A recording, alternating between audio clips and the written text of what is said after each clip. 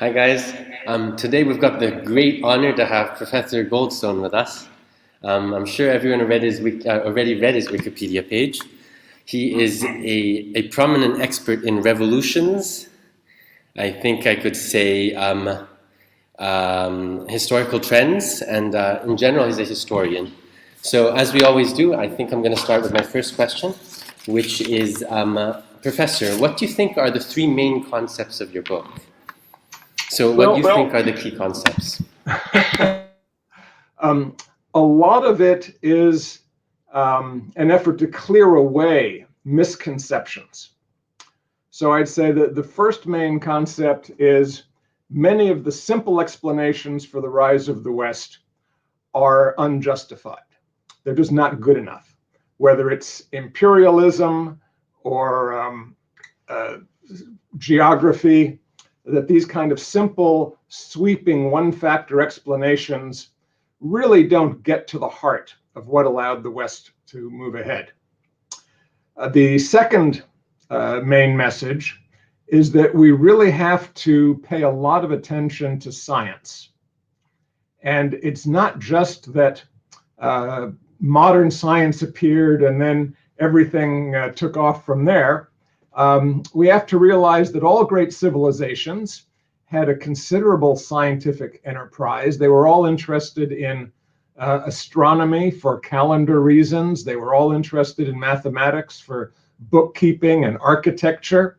We have to recognize that buildings like the Taj Mahal could not have been constructed without pretty advanced mathematics to deal with the architecture and engineering issues. The same thing for Chinese canals.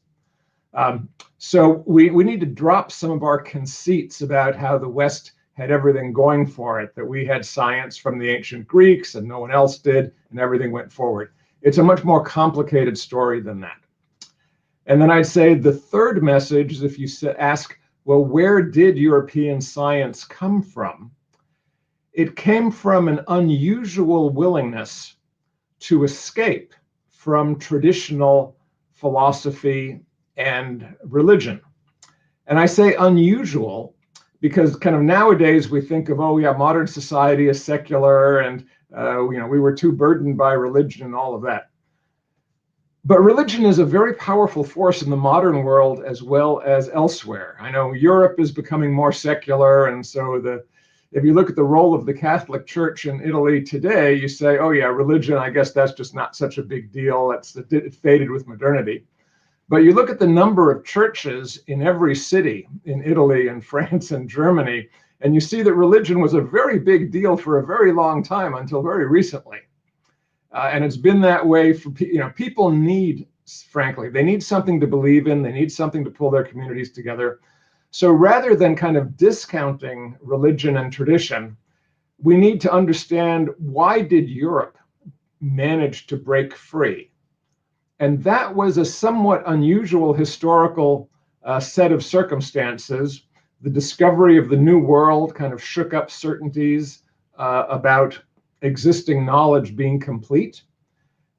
Once it was recognized that the inherited knowledge of Europe was not complete and people started looking at other issues that arose, they started paying more attention to things that had been just oddities like magnetism or comets, and said, we really need to understand these things in more detail. And then by a gradual process of building up empirical knowledge, it became clear that the old traditional frameworks really weren't adequate. And a number of philosophers and scientists said, let's just start over. Let's start with the simplest logical and empirical propositions we can manage and build knowledge from there. This is the advance of people like Francis Bacon and René Descartes. And so from that kind of narrow window of skepticism and uncertainty, Europe managed to find its way toward a different conception of nature that allowed it to experiment with vacuum apparatus and new kinds of machines.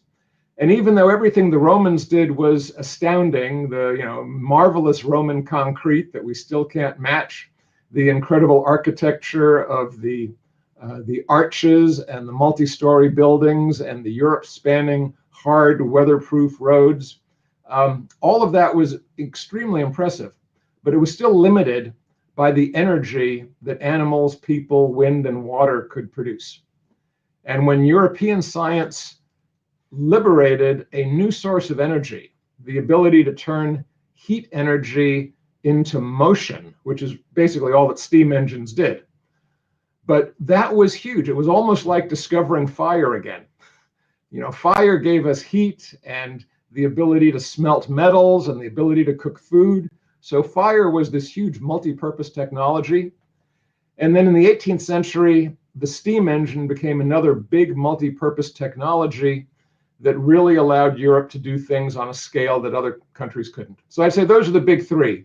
Skeptical about simple explanations, recognize the strength and breadth of tradition everywhere, and realize how narrow the path was Europe used to find its way out of it.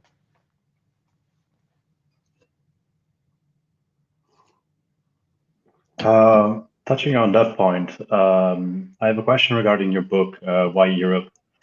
One of the main theses of the book is that underdeveloped countries could catch up with the developed world if just they made available enough technical education. But if we look at Russia and other former Soviet bloc countries, we see that the average.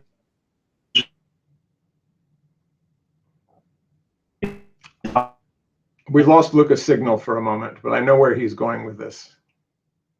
Yeah, I think Luca just lost his internet connection. Can you hear me now? Seems like the ECB doesn't have good connection. Can you hear me? There we go. Is it fine now? Hello? Try again. We're okay. Okay. So these former Soviet bloc countries have a very high level of tertiary education, and yet their economies and especially their GDP per capita are much lower than the Western neighbors. How do you account for that within your framework?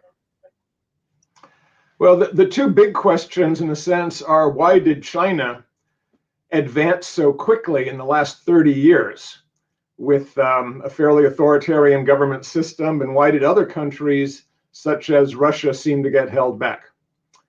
I'm doing another book now, a follow-up to Why Europe, called The End of All Authority, in which I put more emphasis on how much it mattered that European churches and governments, once they came into competition with the new knowledge and skepticism, did not have the authority, at least not everywhere in Europe, they didn't have the authority to insist that the new knowledge be set aside or bounded off and that the traditional outlook be preserved. Political and religious authority is always fighting back against any change that would undermine the appearance of being all-powerful and all-knowing.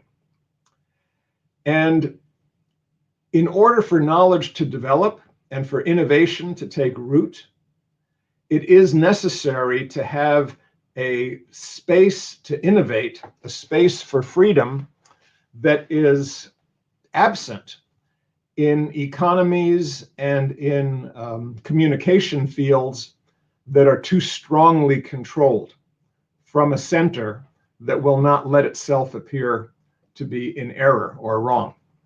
Now, this is subtle, to be sure. For example, you can have an authoritarian government that is very good at catch-up economic growth.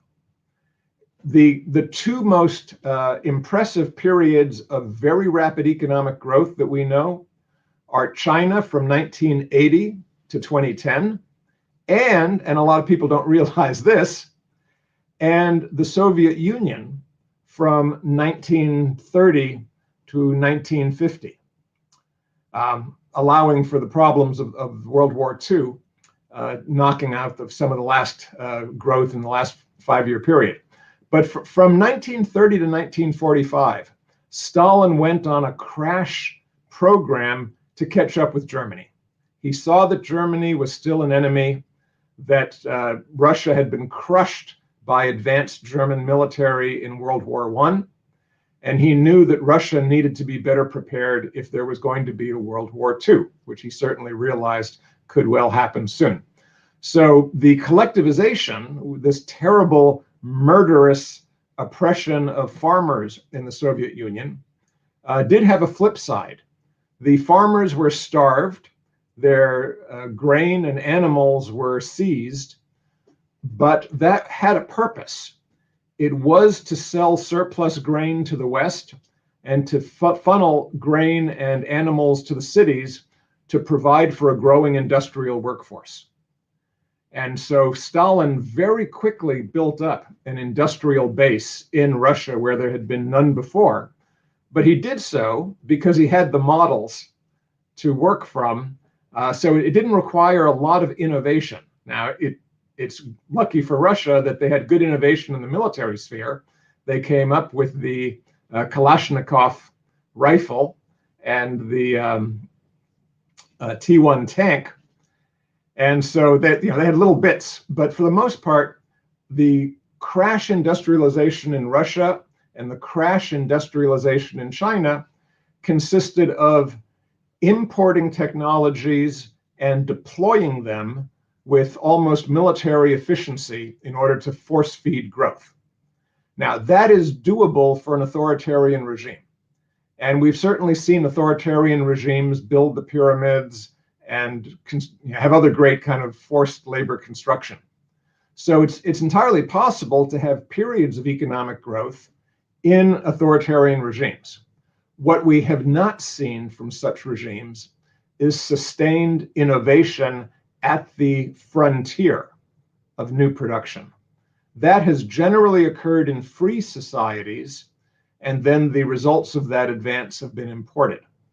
Now, let me also say that we've had some societies that are politically authoritarian, but with a considerable amount of free market behavior in the economy. So 12th century, 10th, 11th, 12th century Islam, there was a centralized authoritarian system in Baghdad, but the economy was very much free. There was a kind of a freewheeling mercantile economy. Same thing was largely true in China after 1995 or so.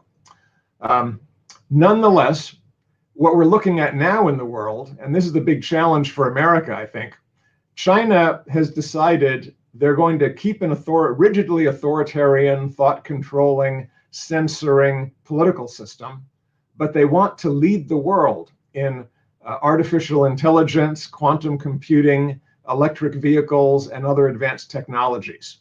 And Xi Jinping has insisted that Chinese scientists don't need to know what happened in Tiananmen Square June 4th in order to create the next generation of technology. And we will see whether he is correct or not.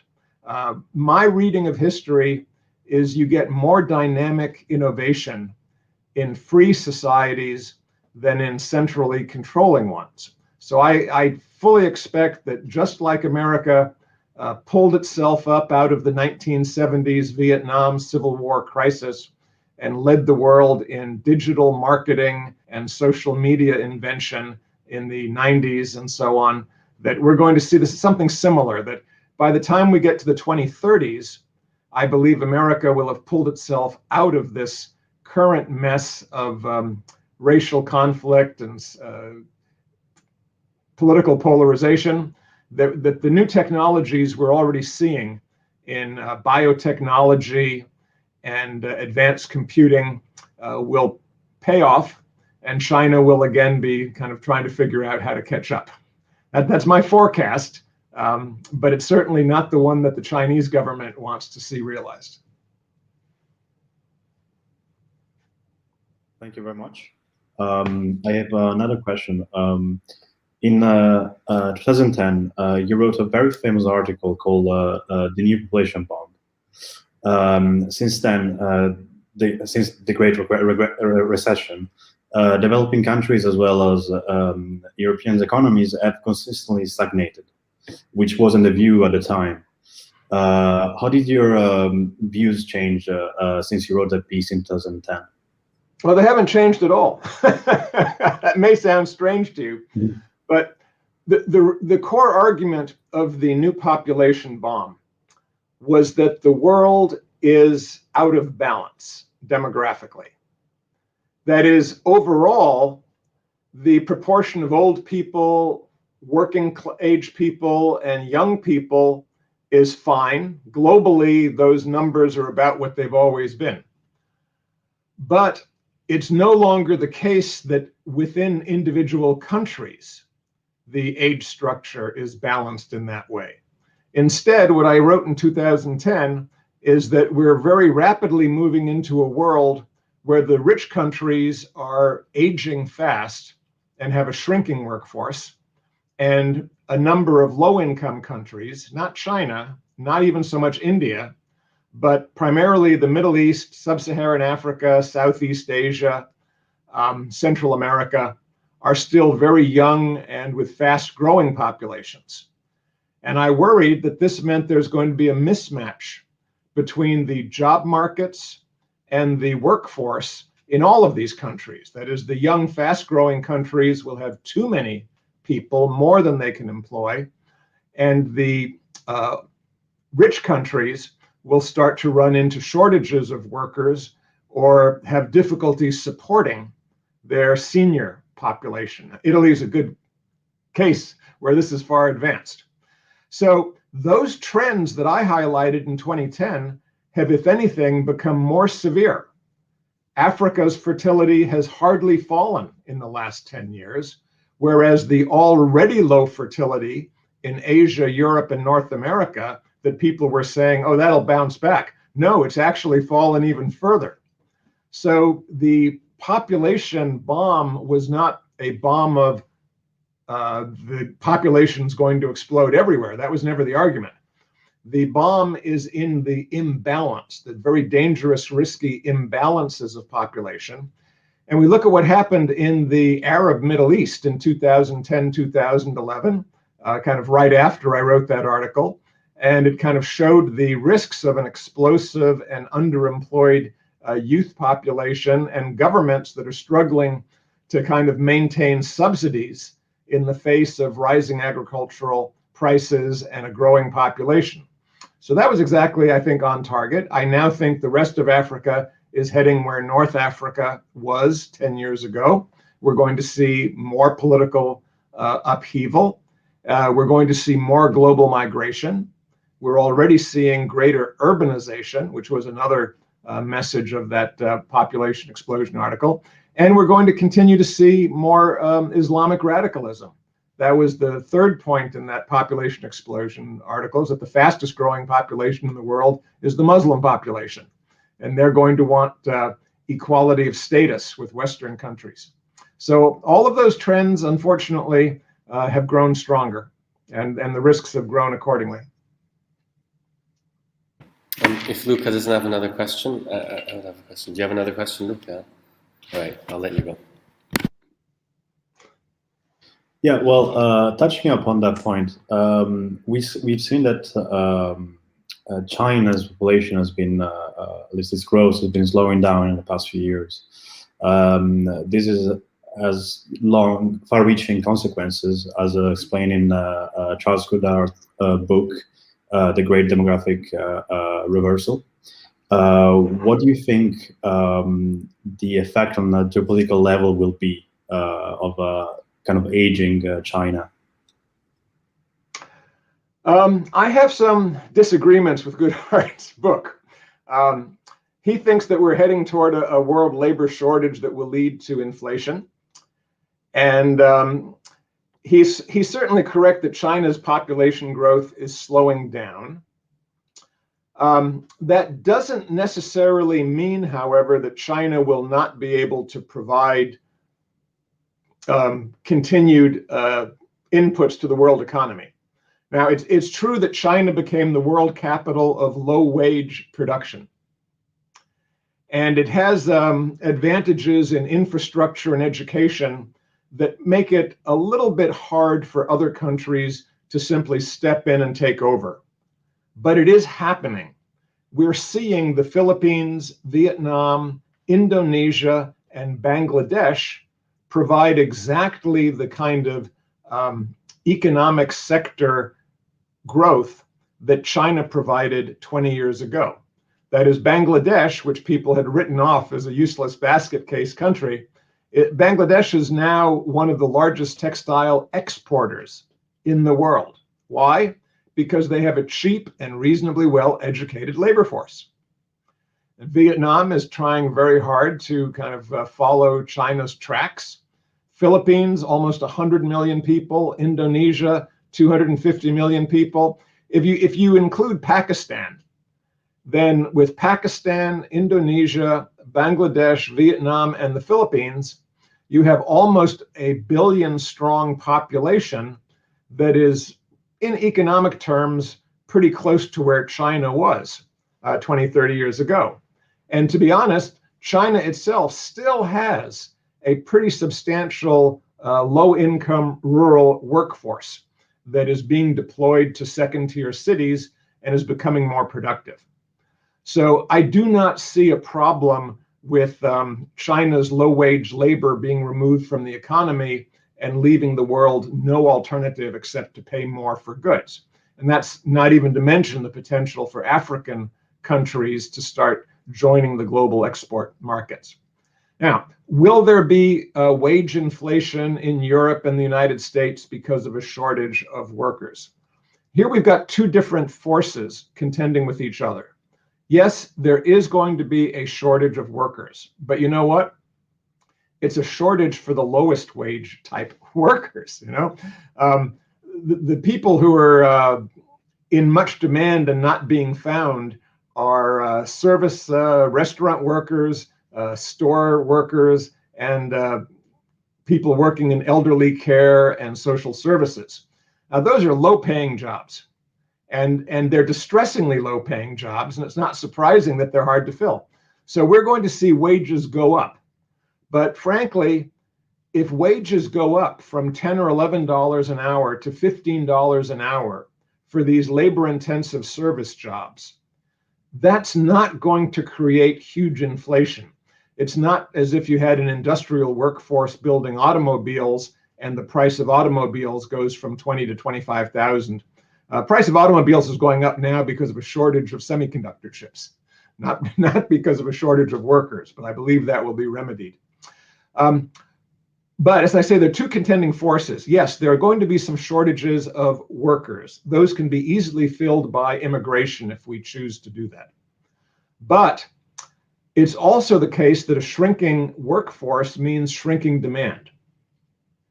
There'll be less demand for new homes, less demand for new furniture, less demand for childcare, less demand for school construction, less demand for the rapid turnover in clothing and toys that young people buzz through as they grow.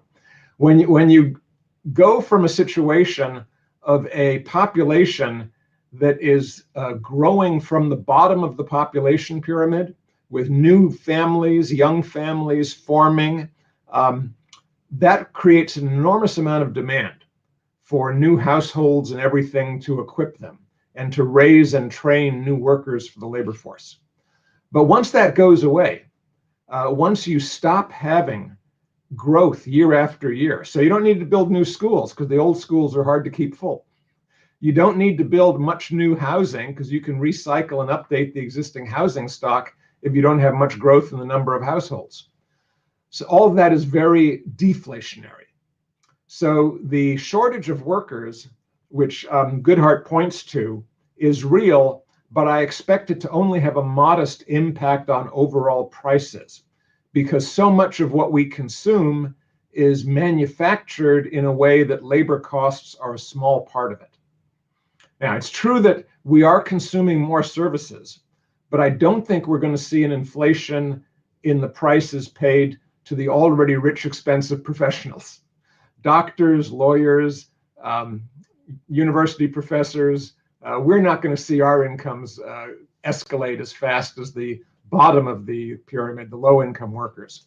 So I expect inflation to be moderate and manageable, and that the long-term deflationary effect of declining population and even negative population growth to be dominant. I say Japan is the future, in other words. And Japan's future is not awful. People in Japan still live comfortably. GDP per capita is rising slowly as the population shrinks. But the real problem is the depression among young people who don't see growth opportunities for them. And the decline of old communities, rural communities with aging populations as the young people leave. So there's some dislocation issues. But the reality is a country like Japan, which has had a declining population for almost 30 years, they have tried everything possible to create inflation in their economy, and they've been unable to do it. The demand just is not there when the population is declining. So that's my reply. I mean, Goodhart looks at Japan and he says, oh, they're the exception because they were able to import everything they needed from China, and China was their crutch that kept prices from going up. Well, I don't think that's a sufficient refutation because, as I said, other countries are playing that role now. And Japan, by and large, used China as an export platform to manufacture Japanese companies' goods to send elsewhere. Japan did not rely primarily on Chinese imports to keep its prices low. And it never did import much migrant labor, although it's starting to do so now. So I'm anti-Goodhart. Should I go, or do you have another question, Luca? I had a question we've got some other members, but we usually pool questions because we're kind of poor, so we didn't try the premium membership. So you're channeling the questions of others. Yeah. So I've got a question on population, because I seem to remember that towards the beginning of your book, you say that population isn't the real reason why Europe was able to become so dominant. But I also wondered how could that be, because most of the G7 countries have more than 40 million people. So there must be a certain level of population you have to get to before you get powerful. I'm not sure if it's a clear question. Is it a clear question? That's a fair question. You do need to get to a certain level of population before you get militarily powerful. But as Switzerland showed, you can have an industrial revolution and get wealthy even if you're a small, landlocked country, if you're willing to be open to the technology. So Switzerland became the capital of watchmaking and precision machinery and banking and finance, and did perfectly well. Don't tell anybody in Luxembourg, which has the highest per capita income in all of Europe, that you need to be a big country in order to do well. Now, if we want to go back to the early industrial revolution and say, was Europe's population growth part of that? One has to look at this in phases.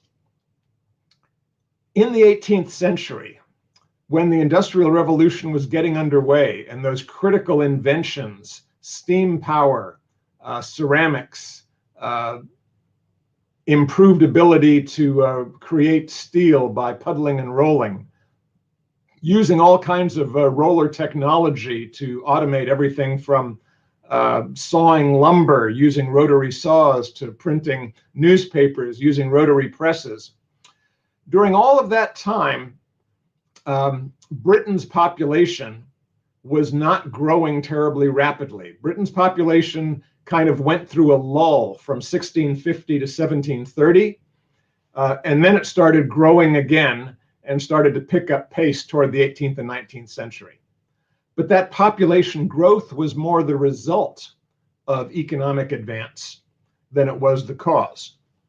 Now, as Europe got richer and invested more in sanitation and better nutrition, the population of Europe as a whole accelerated. And Europe went through this kind of what we call the first stage of the demographic transition, where fertility remained reasonably high, but mortality declined and population grew. And this happened across the continent, even as far away as Russia, which also had rapid population growth in the 18th century. So during the time of British, French, German colonialism, Russian expansion, say from 1730 to 1870, that was the period when European populations were growing faster than any other populations in the world. And indeed, by 1900, the population of Europe was about the same as the population of Imperial China, and twice the population of sub-Saharan Africa. That was the boom period for Europe, and yeah, there were a lot of Europeans, and they were running all over the world. They were colonizing Australia, they were colonizing South Africa, they were on missions to India. So that kind of 730 to 1870 boom period of European imperialism was in part fueled by Europe's population growth. And that in turn came from the underlying improvements in the standard of living that accompanied industrialization and technical progress. After about 1900, those benefits, the ability to use cheap soap, clean water, started to spread to the rest of the world. And we started to see the global growth in population, particularly in Asia, and then a little bit later after after World War II, especially in Africa and Latin America. So that was the big global population boom, where we went from about a global population of 1 billion in 1800, about 2 billion in 1900, to about 7 billion today. But that was kind of a one-shot deal. We've had our huge global explosion, and now about 3/4 of the world is heading toward stable population or low growth. Now, let me put a warning out here, and that is, you see a lot of people arguing that, okay, population growth is over, global population probably, it's going to peak. We're about 7.5 billion today. It's going to peak somewhere around 9 or 10 billion by the end of the century. I think that's too optimistic in terms of low growth. I actually think we may end up closer to 15 billion global population by the end of the century, because growth in Africa is not slowing down. I just read an article yesterday saying that even in Africa's cities, which had been considered to be the place where Africans would reduce their fertility, as people moved to the cities, fertility would go down. Yes, that happened initially, but that now seems to have stopped. In 23 out of 47 countries in Africa, fertility is not falling in the cities anymore. So every forecast about declining fertility in Africa has been wrong for the last 30 years. And what we know about the culture of sub-Saharan Africa is they place a very high premium on large families. And they do so because government is unreliable, and most regions have strong ethnic competition, where being the largest ethnic group gives you a better position relative to other groups in your country. So kind of everywhere in Africa where there's ethnic competition or weak government, you have strong pressures for large family size. And I don't know if those things are going to go away. I don't think they're going to go away in the next 20 years. They might go away in the next 40 years, but we'll still have enough demographic momentum built up between now and 2050 to lead to a very large population surge in Africa in the second half of the 21st century. So yeah, India's population growth is slowing. Most of Asia, China's definitely slowing down. But boy, Africa and the Middle East, the jobs, if you want to see a world with stable population, the job is a long way from being done in Africa and the Middle East. So you had mentioned China and the authoritarian model of innovation. We were wondering if you could try to envision how the Chinese are going to, how could I say it, beat the middle income trap. So because you practically said that they have to become more free to continue to grow. So we're curious to see how you see that change. All right. Well, if China follows the general path of global history and population, They will be stuck in a middle income trap. The population becoming more urban, more educated, and more ambitious will become frustrated with the lack of progress. If America does have a surge in new advanced technologies that China does not match in the next 20, 30 years, then the communist regime will come under increasing pressure. We saw this happen, there was a cycle roughly, 1911, where the Chinese realized they were falling behind the West. The imperial government tried to reform. In the last 20 years of the imperial regime, they built a new modern army. They imported Japanese capital and built a lot of factories, and they tried to catch up. But the result was that the imperial government just appeared weaker and weaker. And eventually there was kind of a nationwide urban uprising that swept aside the imperial regime and created the Chinese Republic. Now, then after that, they had problems with Japanese invasions and communism and kind of a wasted century. 1980, they started embarking again on the let's catch up with the West, let's modernize our society. And this time it was even more successful than it was, say, from 1890 to 1911. So now from 1990 to 2011, the Chinese economy really grew impressively, dramatically. Communist leadership was actually very skilled in technical management, and they were able to take advantage of a very fortunate time in the global economy when America and Europe were getting richer and had a big demand for manufactured goods, and China was able to step in with a huge underemployed labor force and become the workshop to the world.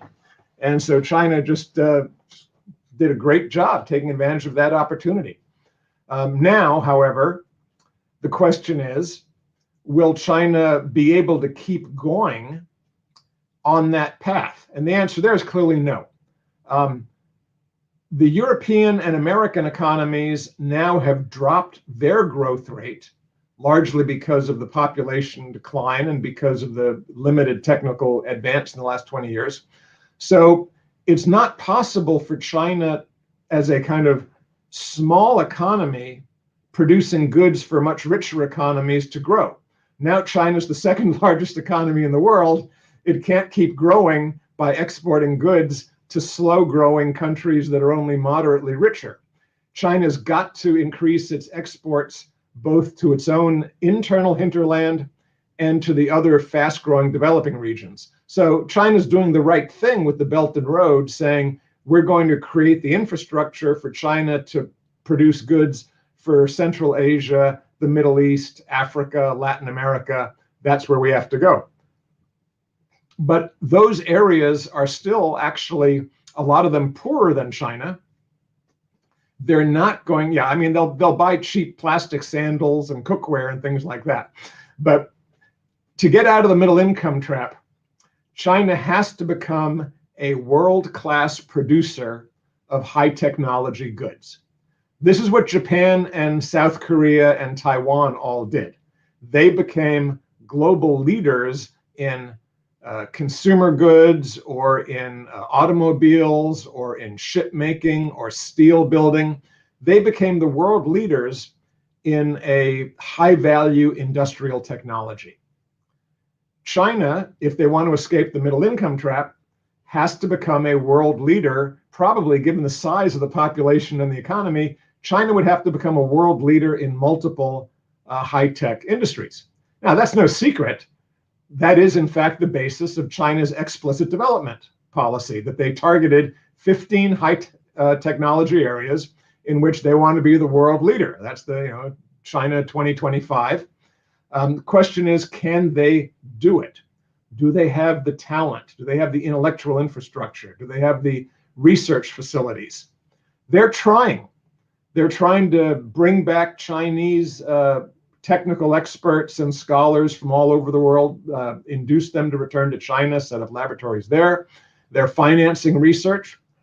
And yet, to me, the great irony of China's technical advance is that the one Nobel Prize that Chinese science has earned was for the exploitation of traditional herbal pharmaceuticals. Right? It wasn't any of these areas that the government was saying, oh yeah, this is where we target our advance. It was just something that some brilliant scientist was pursuing their own research agenda and did something no one else foresaw. But that's how innovation is. That's why you can force feed catch-up technology, but it's very hard to force feed innovation because you just don't know where things will pay off. What you need is a lot of ambitious people trying things that are new, most of which will fail. Problem is, when you have a centrally organized top-down administration, failure is not acceptable. And allowing people to take risks and not punish them for failing, or allow them to take risks and reap huge rewards, allowing them to acquire fortunes that rival, the power of the government, that's no longer on the table, right? So you look what happened to Jack Ma. Jack Ma was a pioneer of catch-up high-tech technology. He basically copied what Amazon did, applied it in China, turned it into a worldwide platform, made billions of dollars, started speaking his mind, and then got slapped down by the Chinese government. And that example, and several other outspoken Chinese entrepreneurs, that example now casts a shadow over the efforts of entrepreneurs in China.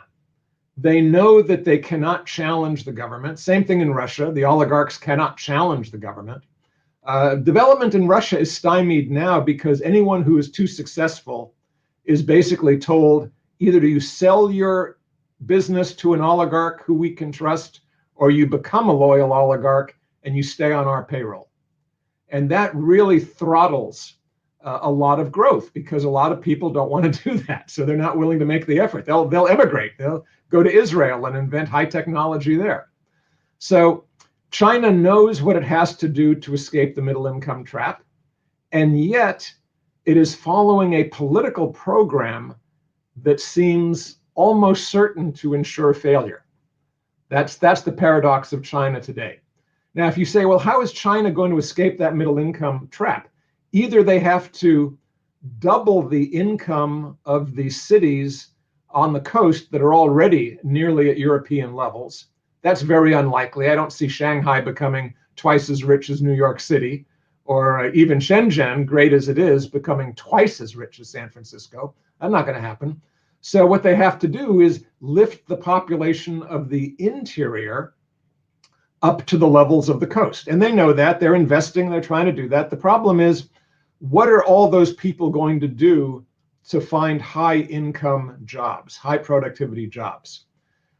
A lot of that is in construction, and sure, they're building more cities and railroads and airports than they can use. That's part of it. But those people in the interior are eventually going to have to be employed making things, providing services that people want. And what are those going to be? Well, we don't know yet. That's where innovation in the future become critical. So that's why I see the formula for China to succeed, I think, has to be more freedom. And if they're not willing to do that, then I expect sometime in the next 2 or 3 decades, we're going to see the same cycle of unsuccessful reform, popular unrest, and revolution that we saw at the end of the imperial era. It'll just be the end of the communist era instead. That's a bold prediction. If Badzo doesn't have a question, I've got a last question. The question was going to be, do you think it's going to become why China? As in, do you think China is going to become the next next power? But I think we should transform this question into how do you think the Chinese government is going to become a democracy, or what do you think are the main threats to democracy? So, to get back to population, one of the interesting findings in recent years is there's a very strong correlation between countries with low fertility and democracy. And the reason for that seems to be that as I mentioned with the case of Africa, if you can't count on the government, if the government's weak, you need to rely on your family, you have more kids. But if you can count on impersonal institutions, government services, the market, voluntary associations, your professional network, to provide what you need, then you don't need a large kinship network to give you the information and the contacts to keep your life going. Then you can have fewer children. And once you start to get to that point of, okay, I'm building my own networks, I'm counting on my friends, my association, and my job to define myself, and I'm building a nuclear family, I want my kids to get ahead, generally people become more and more distrustful of government at that point. They want more autonomy, more freedom. The recently deceased American political scientist Ron Engelhardt, on his World Values Survey, said this is people want, they get away from material survival values and they start saying we want autonomy, self-control values. And this is happening in China. You know, the younger generation is generally less thrilled about tight government control and the Communist Party. The older generation is still grateful that they escaped poverty thanks to the leadership, and it was good leadership on the part of the Communist Party. But the generation that is growing up now under Xi Jinping, and in another 10 or 20 years will not have known any other leader but Xi Jinping, and will be living during a time that the population growth has halted, the workforce is shrinking, economic competition will be more difficult with the advanced countries of Europe and the US. That's going to be a generation with a totally different outlook than their parents. I think they're going to become less tolerant. And so I think, you know, they will follow the pattern of what we've seen are color revolutions. And what is a color revolution? Color revolution is a movement in a generally mature age population to hold government more accountable and reduce its exclusive authority. And we've seen the, you know, first there was the color revolutions in Georgia and Kyrgyzstan, and Ukraine didn't get very far, fair enough. But we're now seeing Armenia, widespread protests in Belarus. We're seeing pushback against the military juntas in Burma and Thailand. And so even though, yes, globally, we are now in a period of declining democracy and growing nationalist populism. That's where we are in the current political cycle in the world, no doubt about it. And the strong men are moving forward. But I think the strong men are going to run out of energy and support in the next cycle, the next 10 or 20 years. So the Putin, the Xi, the Bolsonaro, the Erdogan, all of these characters, Duterte in the Philippines, everywhere you look in the world, they are kind of riding a wave now, but I think their time will pass and we will see peaceful pro-democratic protests in Russia and in China as Putin gets older and China's economic growth runs into that middle income trap. Will China become a real superpower? To me, the real danger is that the Chinese leadership recognizes that it has a short window of economic dynamism and rapid growth in the next 10 or 20 years and tries to use that window to maximize its global and territorial gains. So I think, yes, China will be a somewhat aggressive, somewhat, not entirely, because China wants to be a good citizen in many ways if it can. China is a very complicated situation. But if there are risks of aggression over Taiwan, if there are risks of Chinese non-cooperation with the West, they are going to be at their highest between now and 2040, 2050.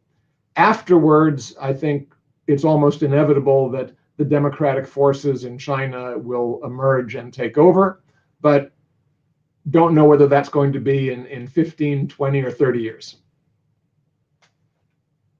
It's so amazing to hear that both you, Professor Shake, and Professor Bueno de Mesquita think that that Fukuyama was right, that democracy is going to win at the end. Yes, we just think he was a little premature. Wow, thank you so much. I'm just going to ask you, what kind of books do you suggest we read next? As a very last question. Well, Niall Ferguson is always fun, and he has a new book called Doom. Yeah. There's also there's a new book on revolutions coming out, but it's not available yet, by Mark Beisinger at Princeton, and that's a very good book. But I have to recommend that to you for the future. I'm glad you wrestled with Goodhart. That was fun. But I think probably if Neil Ferguson's Doom is your next book, you'll have fun. Thank you so much, and take care. Thank you very much. Pleasure. Bye-bye. Arrivederci.